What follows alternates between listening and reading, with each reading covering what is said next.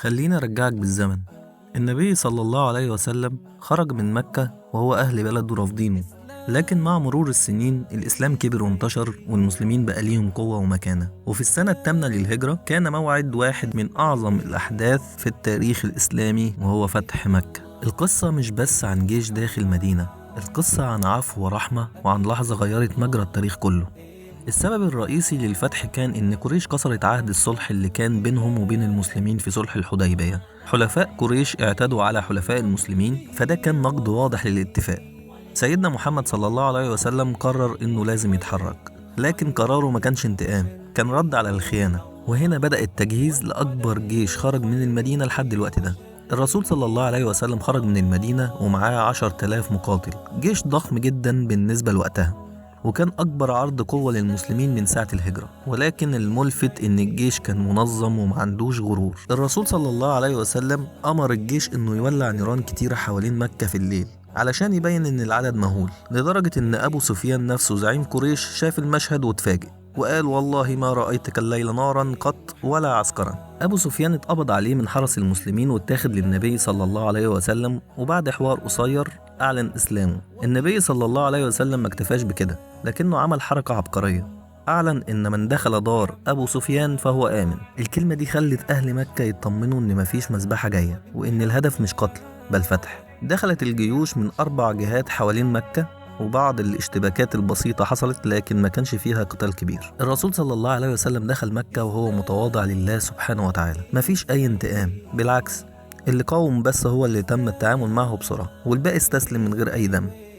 تخيل معايا المنظر، جيش ضخم والناس كلها مرعوبة، ومع ذلك ما كانش فيه تكسير بيوت ولا قتل عشوائي، كان دخول مختلف عن أي فتح شافه العرب. أول حاجة عملها النبي صلى الله عليه وسلم إنه راح عند الكعبة، وكانت الكعبة في الوقت ده حواليها 360 صنم. النبي صلى الله عليه وسلم بدأ يكسر الأصنام بإيديه وهو يقول: جاء الحق وزهق الباطل إن الباطل كان زهوقا. لحظة عظيمة، لحظة رجوع البيت الحرام لطهارته الأصلية.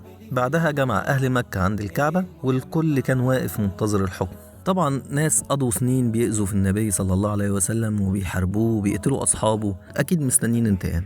فالمفاجأة كانت في كلمته: ما تظنون إني فاعل بكم؟ قالوا: أخ كريم وابن أخ كريم. فقال النبي صلى الله عليه وسلم: اذهبوا فأنتم الطلقاء.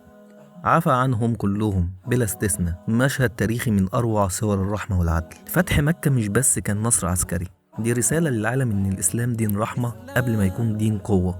أكبر أعداء النبي صلى الله عليه وسلم بقوا بعد أيام من أقرب أنصاره، ومكة بقت من اللحظة دي مركز التوحيد لحد يومنا ده. الدرس الكبير اللي نتعلمه إن النصر الحقيقي مش إنك تغلب عدوك بالقوة، النصر الحقيقي إنك تنتصر على نفسك وتقدر تعفو وإنت قادر تنتقم. وده اللي عمله سيدنا محمد صلى الله عليه وسلم في يوم فتح مكة.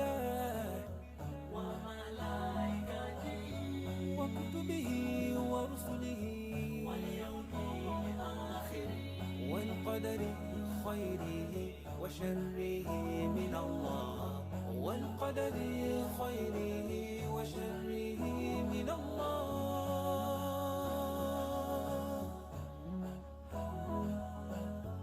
Islam is my deen. Islam is my way. I believe in Allah, in Muhammad.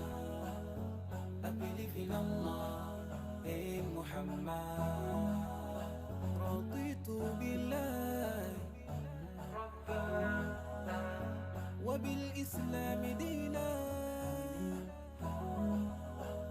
وبمحمد وبمحمد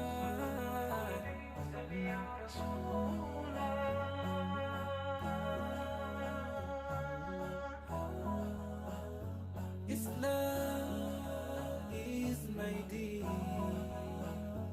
Islam is my way.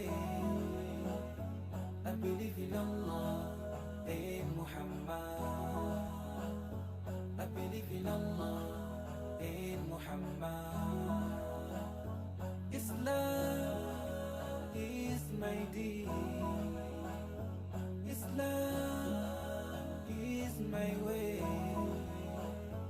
I believe in Allah.